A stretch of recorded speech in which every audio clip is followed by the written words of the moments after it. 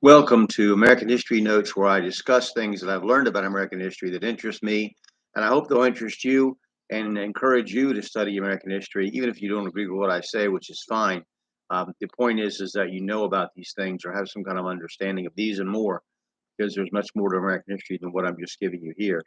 Um, so we're talking about crime and punishment in the law, and we're going to pick it up here today. Houses of correction or workhouses held vagrants, idle persons, and the chronically unemployed in Pennsylvania.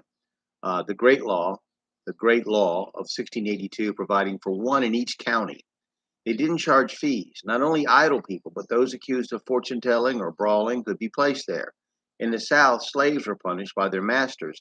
And even though it was unusual for a man to be put to death for killing his own slave with a whip, as it was assumed they wouldn't have destroyed their own property intentionally, two men were executed for maliciously killing a slave in Virginia in 1739. This was rare. Um, the nature of prosecutions changed in the 1700s.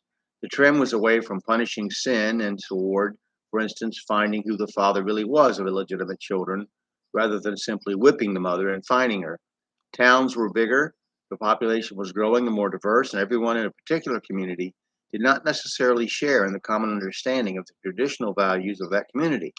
The criminal justice system began more to mirror English law, with attention to legal technicalities, and was not so much off the cuff and make it up as you go along justice.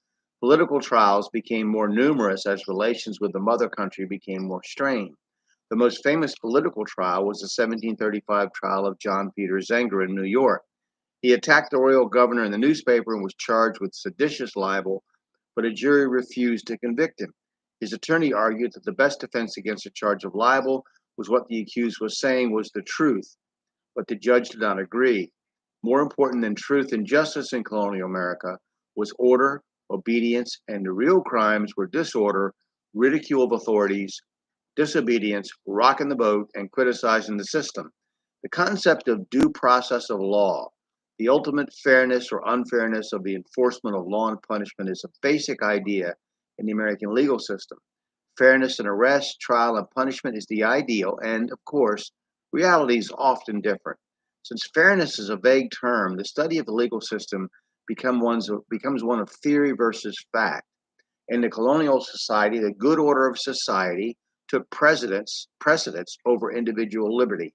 As procedural justice developed, we came to, in the 1960s, a swing to the other end of the pendulum, where the rights of the individual took precedence over social order, as it is today, where some warped concept of social justice takes precedence over even the victim's rights. The time after the American Revolution was a time of reform in criminal justice.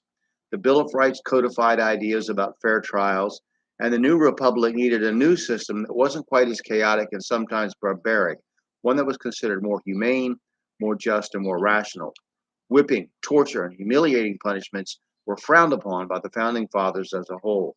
Naked authority without official discretion, and even institutions of grace and mercy without the governing principles of law, which were associated with the defeated monarchy, had to go.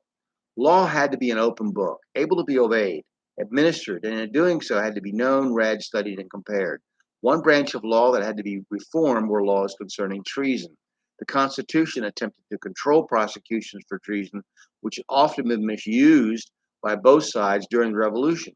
There was a definite drift toward professionalization, and this is one of the master trends of the entire period of American history.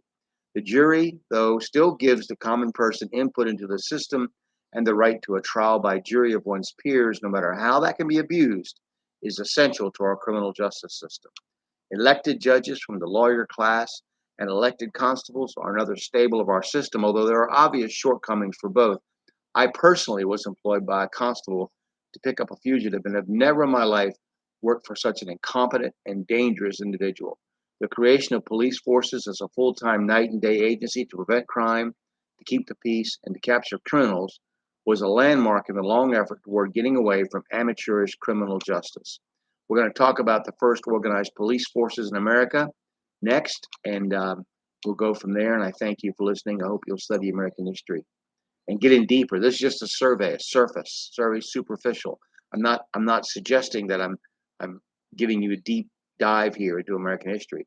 But there's the things that you can take, and then you can go look for them yourself, the words I say.